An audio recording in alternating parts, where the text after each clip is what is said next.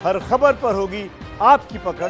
Download कीजिए ABP live app. Babri विध्वंस मामले में निचली अदालत का फैसला आ गया है। सभी 32 आरोपियों को बरी कर दिया है। उन्हीं 32 में से एक आरोपी थी उमा भारती, जिनको भी अदालत ने अपने फैसले में बरी किया है। हमारे साथ मौजूद है उन्हीं के वकील कैप्टन सुभाष ओझा। सुभाष जी, अदालत में जो है अदालत ने कहा कि कोई ऐसा तथ्य नहीं मिला, कोई सबूत नहीं था जिसके आधार पर इनको दोषी करार दिया जाए। क्या दलीलें थी आपकी, और क्या जो अदालत का फैसला, जो आप लोगों की दलीलें थी, अदालत ने उनको माना है? बिल्कुल, हम लोगों ने जो दलीलें दी थी, जो साक्ष्य दिए थे, उनको माना है। और जो गवाह थे वो उनके कंट्राडिक्टरी बयान कोर्ट ने पाए। दूसरा, जो सीबीआई कोर्ट ने सीबीआई ने दिया वहाँ पर वीडियो कैसेट, वो टेम्पर्ड वीडियो कैसेट दाखिल किए थे। तो टेम्पर्ड वीडियो कैसेट से ही पता चला कि ये फेक था। क्योंकि कार सेवा के समय माननीय न्यायालय ने माना कि दोपहर 12 बजे तक माननीय सुप्रीम कोर्ट के आदेश के अनुसार कार सेवा सुचारू रूप से चल रही थी, और उसमें विश्व हिंदू परिषद के कार्यकर्ता बालू एक मुट्ठी और दूसरे हाथ में जल लेकर कार सेवा कर रहे थे, और उनके दोनों हाथ एक काम में लगे हुए थे। और वो कार सेवा करने वाले लोग ऐसे आस्थावान लोग थे जो रामलला विराजमान थे उस ढांचे के, विवादित ढांचे के अंदर, इसलिए उसको नहीं गिरा सकते थे। ऐसा सबूतों, साक्ष्यों और गवाहों के आधार पर पाया गया। और इससे ये भी साफ पता चला कि इसमें किसी भी नेता ने सुनियोजित कोई घटना नहीं की थी, कोई षड्यंत्र नहीं किया था। वह घटना अराजक तत्वों द्वारा की गई थी, और इन लोगों ने वो कार सेवा सुप्रीम कोर्ट के आदेश पर की थी, इसलिए सबको बाइज्जत बरी किया गया। सुप्रीम कोर्ट के आदेश पर कार सेवा जो है उनको ये अनुमति मिली थी कि वो कार सेवा कर सकते हैं, लेकिन ये ढांचा गिराने की तो अनुमति नहीं मिली थी। ढांचा गिराने की बात नहीं थी, ढांचा तो अराजक तत्वों ने गिराया।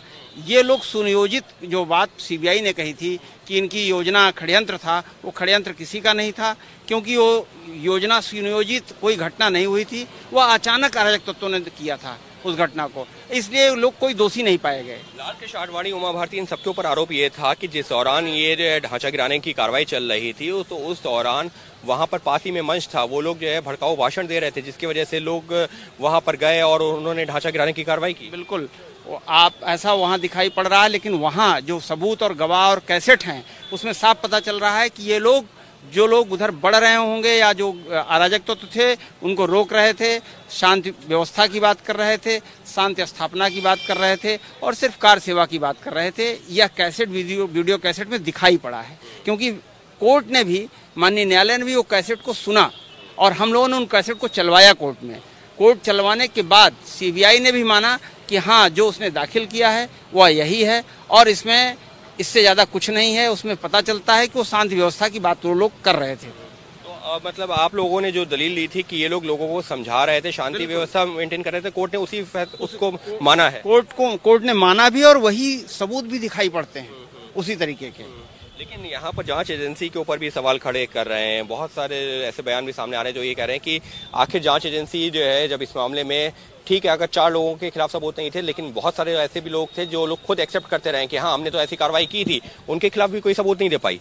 नहीं, जैसे किसी के कहने से, और जब तक उसके साक्ष्य और एविडेंस न दिखाई पड़े, तो कोई बात बेबुनियाद तरीके से कोई कहे कि हमने ऐसा काम किया है अपने नाम, थोड़े नाम कमाने के लिए, तो मुझे लगता है वो ठीक बात नहीं है।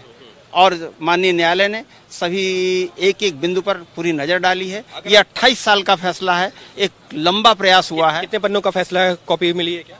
पन्नों की संख्या तो अभी आएगा, क्योंकि अभी न्यायालय ने अभी उसको जारी नहीं किया है आदेश को, इसलिए हम उसको बता नहीं सकते हैं। तो ऐसे में 3-4 मुख्य आधार क्या रहे, अगर आप जो है मोटे में बता सके, 3 या 4 मुख्य आधार जिसके आधार पर अदालत ने सबको बरी किया? हाँ, उसमें एक उन्होंने कहा, माननीय न्यायालय ने कोर्ट में जो बोला वही मैं बता रहा हूँ, कि उन्होंने कहा कि वीडियो कैसेट, दूसरे अखबार जो मूल प्रतियां नहीं दाखिल किया, तीसरा जो गवाहों ने कहा वो गवाह कोई भी साक्ष्य उपस्थित नहीं कर पाए, चौथा 6 दिसंबर की 1992 की जो घटना का समय था, उस समय दोपहर के 12 बजे तक व्यवस्था शांतिपूर्ण थी, और वो जो वीडियो कैसेट में दिखाई पड़ता है, उन बिंदुओं को ध्यान में रखते हुए ऐसा निर्णय लिया गया है।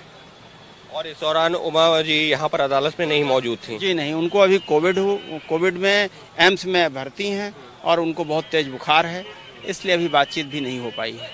यानी साफ तौर पर ये हैं उमा भारती के वकील, वो जिन्होंने अदालत में उनकी तरफ से जो है दलीलें पेश की थी और यही इनका कहना है कि अदालत ने इनकी दलीलों को तरजीह दी है। क्यों? क्योंकि सीबीआई की तरफ से ऐसा कोई भी सबूत पेश नहीं किया गया था जिसके आधार पर अदालत इनके खिलाफ फैसला देती या इनको दोषी करार देती। और उमा भारती के वकील का यही कहना है कि ये लोग अदालत से यही कह रहे थे कि जितने भी नेता वहां मौजूद थे, जितने भी बड़े चेहरे थे, वो जो वहां पर लोग अगर हुड़दंग मचाने गए थे या फिर अगर जो विवादित ढांचा था उसको गिराने की कार्रवाई कर रहे थे, उनको तो शांत कर रहे थे उल्टा वो लोग। तो अदालत ने अपने फैसले में भी इन चीजों का जिक्र किया है और इसी आधार पर इन सभी 32 के 32 आरोपियों को बरी किया है।